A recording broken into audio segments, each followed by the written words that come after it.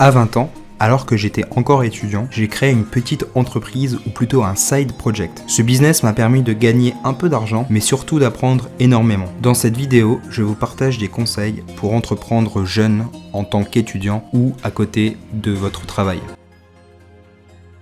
La première étape, c'est sans doute de trouver une idée. La première chose pour trouver une idée, c'est de bien comprendre la différence entre un produit et un service. Par exemple, si vous créez un blog, c'est un produit.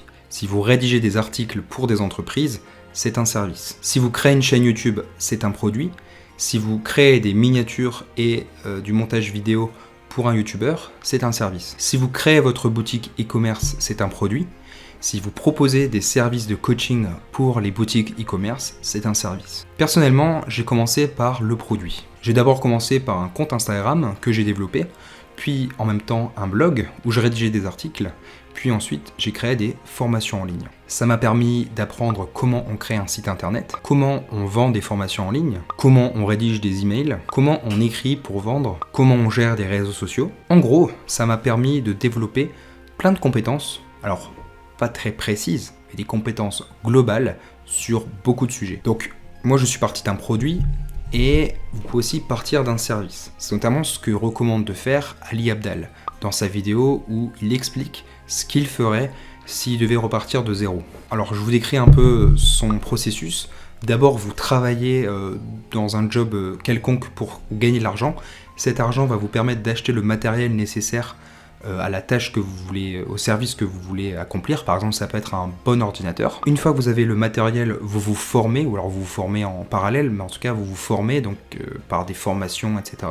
Une fois que vous êtes formé, vous devez vous construire un portfolio. Donc ça veut dire en gros travailler gratuitement au début avec des personnes qui ont besoin de vos services pour développer une compétence donnée. Et une fois que vous avez un portfolio, eh bien vous pouvez contacter des youtubeurs pour leur demander cette fois-ci de payer pour vos services. Donc à vous de choisir d'abord si vous préférez créer un produit ou un service. Je pense que l'avantage d'un service, c'est de pouvoir apporter de la valeur plus rapidement parce que vous allez vous spécialiser dans un domaine, alors que pour un produit, il faut que votre produit apporte de la valeur et c'est pas toujours évident si on n'a pas quelque chose d'intéressant à vendre. En tout cas, le produit a l'avantage de vous permettre d'apprendre énormément de choses de manière générale sur Internet, et je trouve que pour ça, si je devais recommencer aujourd'hui, je pense que peut-être je créerais une boutique e-commerce, ce que j'ai pas forcément fait. J'ai pas fait de e-commerce, j'ai pas fait par exemple beaucoup de publicité Facebook, etc. Mais je considère que c'est un très très bon moyen d'apprendre beaucoup de compétences liées au digital, liées à Internet. Alors deuxième chose, c'est que l'idée, elle doit être simple. Pas besoin de chercher des heures sur Internet, une idée exceptionnelle que personne n'a jamais trouvée, parce qu'en général, déjà, une bonne idée, elle existe déjà.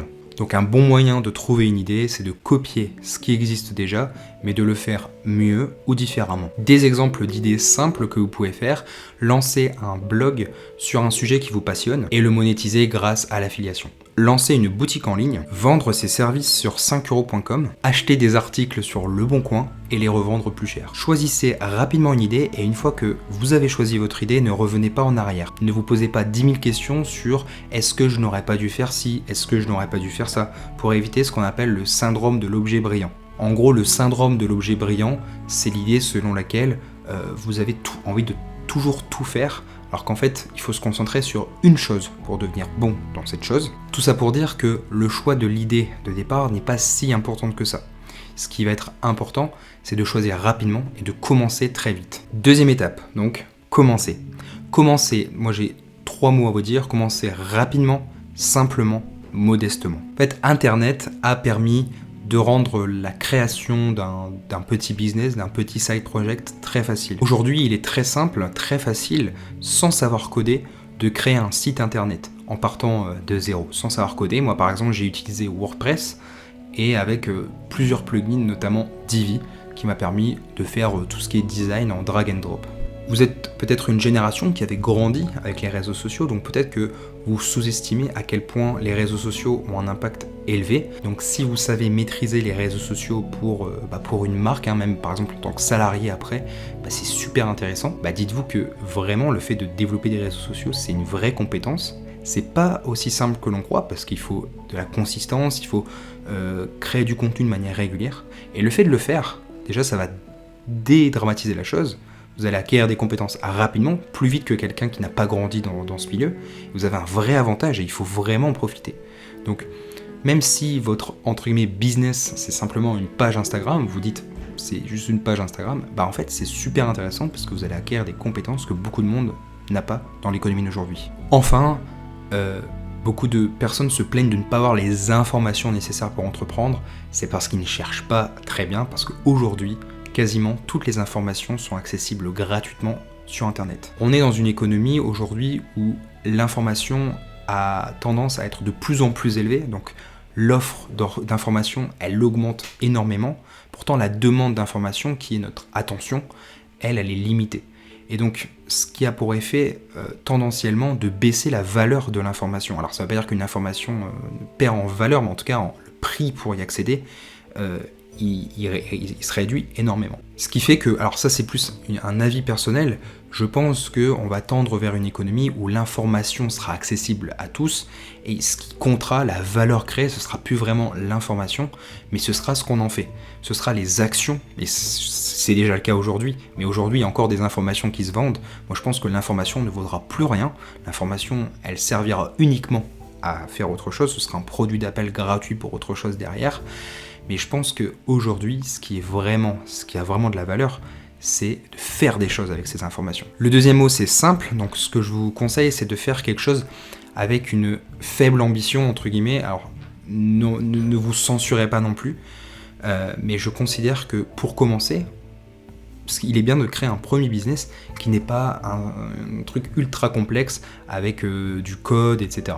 Je considère qu'il est effectivement plus simple de créer un simple blog, entre guillemets, un simple, parce que je vous ai dit, ça développe pas mal de compétences, plutôt qu'un logiciel SaaS B2B avec plein de langages de code différents, plein de lignes de code, du design, etc. Donc évidemment, commencer petit, commencer simple. Ce qui veut dire aussi qu'il ne faut pas suivre tous les conseils donnés. Il y a des conseils qui sont donnés pour les startups, pour des entreprises ambitieuses, et qui ne s'appliquent pas forcément à des petits business, où l'ambition n'est pas du tout la même. Et la dernière chose pour moi, alors c'est un conseil peut-être un peu controversé, mais c'est de ne pas faire du gain d'argent votre priorité. Votre priorité, c'est d'apprendre et de développer des compétences. Donc ça peut être le fait d'apprendre à créer un site, à gérer des réseaux sociaux, à publier de manière régulière, apprendre à vendre, apprendre aussi l'aspect juridique de la création d'une entreprise, mais aussi deux points que moi je trouve super intéressants, c'est apprendre à faire beaucoup avec peu de ressources. Ça, je trouve que c'est une compétence qui est super intéressante parce que si vous donnez beaucoup de ressources à quelqu'un qui a été habitué à faire beaucoup avec peu de ressources, imaginez le potentiel qu'il a. Et ça, je trouve que c'est exceptionnel.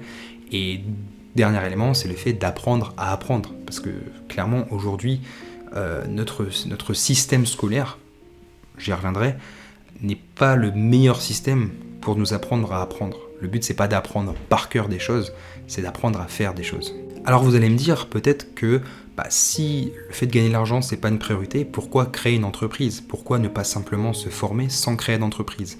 Tout simplement parce que se former, c'est bien, mais se former en faisant en même temps, ça décuple les résultats et ça décuple l'apprentissage. Et alors si en plus vous pouvez réussir, peut-être que ce petit business va devenir ensuite une start-up à succès mondial, qui sait, on ne sait jamais. Et même si c'est gagner un petit peu d'argent en tant qu'étudiant ou en tant que premier side project, c'est toujours ça de prix. Et surtout, ce qui est super intéressant, c'est que ça va vous débloquer quelque chose. C'est-à-dire que vous allez dédramatiser le fait de créer un site. Le nombre de personnes qui ne veulent pas créer d'entreprise parce qu'ils se disent je peux pas créer un site. Le nombre d'entreprises qui ne veulent pas créer le nombre de personnes qui ne veulent pas créer un projet parce qu'ils se disent je ne sais pas vendre, je ne sais pas créer des réseaux sociaux, je ne sais pas. Il y a plein d'obstacles à l'entrepreneuriat qui vont être débloqués grâce à ce premier projet. Donc là, vous voyez à l'écran une image tirée d'une conférence de Alex Hormozy que je trouve très significative. C'est l'idée de scale the entrepreneur, donc scale en gros de scaler, en gros de commencer par quelque chose de petit et ensuite, grâce à cette petite chose, vous allez progresser petit à petit. Et je trouve que c'est très significatif et ça rejoint vraiment cette idée. Troisième élément, c'est un conseil sur la gestion du temps. Alors on pourrait parler de productivité, ça pourrait être l'objet d'une autre vidéo, mais là c'est pas vraiment l'idée de la productivité de cette vidéo, mais en tout cas de la gestion du temps, comment on trouve le temps quand on est étudiant, quand on est salarié, pour monter un business à côté. Déjà, je dirais qu'il faut aimer ça. Il faut aimer apprendre, il faut avoir envie d'entreprendre. Et ça, c'est pas forcément donné à tout le monde. Il y a plein de gens qui, quand ils rentrent du travail, ils ont autre chose à faire. Ils n'ont pas envie de faire ça aussi, peut-être. Donc il y a l'envie et il y a le fait de vouloir et le fait de pouvoir. Mais déjà, il faut vouloir. Moi, je pense que l'entrepreneuriat, ça doit devenir un peu ça doit remplacer votre jeu vidéo que vous aviez quand vous étiez plus jeune. Quand vous rentriez des cours, vous aviez hâte de vous mettre sur votre jeu vidéo. Pourtant, le jeu vidéo ne remplaçait pas l'école. Vous étiez capable de jongler avec les deux. Et pourtant, sur les jeux vidéo, vous étiez capable de passer des heures et vous étiez capable de monter des niveaux importants dans n'importe quel jeu, de devenir bon aussi, de devenir bon, parce que pour devenir bon, il fallait jouer souvent, il fallait jouer de manière constante, il fallait avoir de la consistance. Et donc, certes, entreprendre, c'était un peu moins sexy, c'est plus cool de jouer à Call of Duty que de monter un site internet, mais il faut réussir aussi un peu à se forcer, à s'autodiscipliner et à prendre le même plaisir. Alors là, beaucoup d'étudiants vont pas forcément être d'accord avec ça, mais je considère que quand on est étudiant, c'est le moment où on a le plus de temps dans notre vie pour monter une entreprise, parce qu'après, quand on rentre dans la vie active, dans le salariat, on a encore moins de temps, donc il faut profiter de cette opportunité pour monter un projet. De plus, quand on est étudiant, on n'a pas forcément besoin de gagner un salaire, on a moins de pression financière, donc c'est vraiment une opportunité. Donc voilà, donc le fait d'avoir créé cette entreprise, ce petit projet à 20 ans, moi, alors, j'ai pas monté le business après, où je dis que ça débloque des choses, j'ai pas monté une entreprise après à succès, mais je considère que ça m'a permis de débloquer pas mal de choses en moi, ça m'a permis d'apprendre pas mal de choses sur beaucoup d'aspects. Si vous vouliez faire pareil, si vous voulez lancer votre premier projet et donc mettre un pied dans l'entrepreneuriat, je dirais commencez petit avec un projet simple, avec un projet qui n'est pas trop ambitieux, sans l'obligation de gagner de l'argent. Voilà, donc c'est tout pour cette vidéo. Je vous mets à l'écran 2 vidéos qui sont 2 vidéos de la chaîne. Je vous invite vraiment à aller les voir. Ça va aider la chaîne à se développer. Vous pouvez mettre un petit j'aime, un petit commentaire. Pareil, ça aidera la chaîne. Donc voilà, à la prochaine.